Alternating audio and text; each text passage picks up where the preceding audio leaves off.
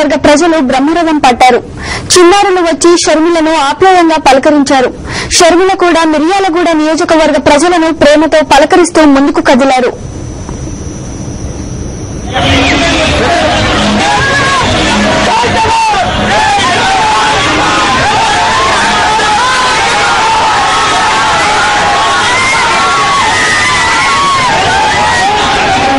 షర్మిల పిలుపునకు ప్రజలు స్పందించి పాదయాత్రలో పాల్గొనడానికి వస్తున్నారని వైఎస్ఆర్ కాంగ్రెస్ నేతలు చెప్పారు.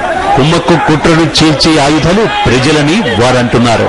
ఒకటి కరువు కాటాలకు గురైన ఈ ప్రాంతము, ఇంకోటి ఏంటంటే కరెంటు. ఇక్కడ మొత్తం వ్యవసాయం ఈ రోజు కాలువలు బంద్ అయినందువల్ల బోర్లతో నడుస్తా ఉంది. కరెంటు బిల్లులు సర్చార్జీలని రైతుల్ని కరెంటు అధికారులు వేధిస్తా ఉన్నారు. మంత్రులు, ఈ జిల్లాకు చెందిన ప్రజా ప్రతినిధులు, మంత్రులు నిమ్మకు నీరెత్తినట్టు ఉండి రైతుల బాధల్ని పట్టించుకునే నాదుడే లేడు.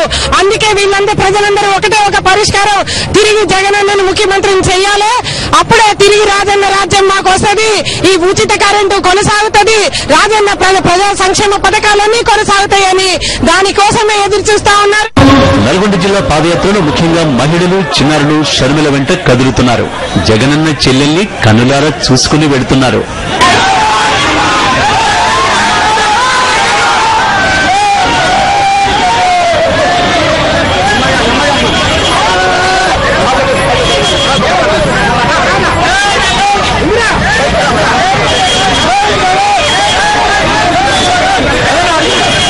షర్మిల అడుగేస్తే చాలు వేల అడుగులు ఆమె వెంట నడుస్తున్నాయి.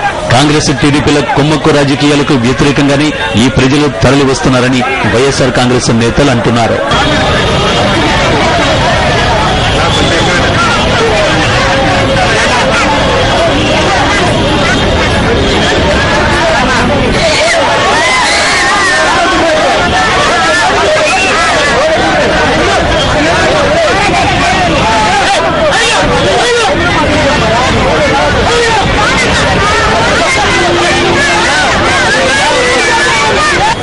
అభిమానులిచ్చిన ఆత్మవిశ్వాసం, వారిచ్చే ధైర్యమే ప్రజలకు చేసింది శూన్యమని వైఎస్ఆర్ కాంగ్రెస్ పార్టీ నేతలు విమర్శించారు.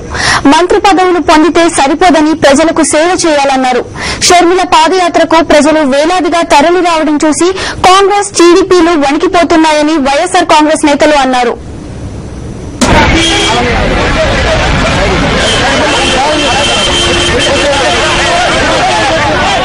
షర్మిలపై పూల వాన కురిపించారు అభిమానులు. రాత్రంతా కురిసిన వానకు పూలవాన కూడా తోడవడంతో అభిమానులు ఆనందంతో కేరింతలు కొట్టారు.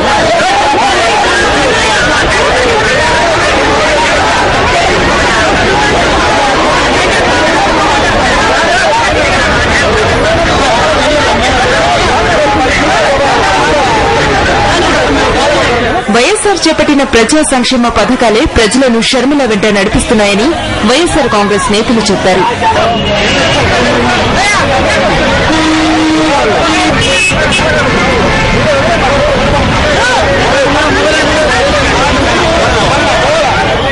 ఈరోజు జానారెడ్డి గారు నేను ఒక ముఖ్యమంత్రిని తప్ప అన్ని మంత్రి పదవులు చేసిన ప్రజలే చెప్తుండు, కానీ ఆయన చేసింది ఈ రాష్ట్రంలో శూన్యం.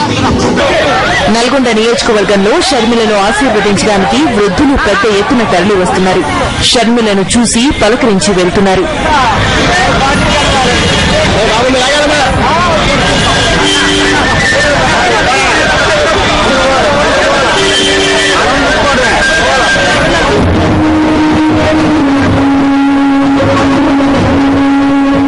జగనన్న సోదరి షర్మిల వెంట నడవడం ఆనందంగా ఉన్నట్టున్నారు నల్గొండ జిల్లా ప్రజలు.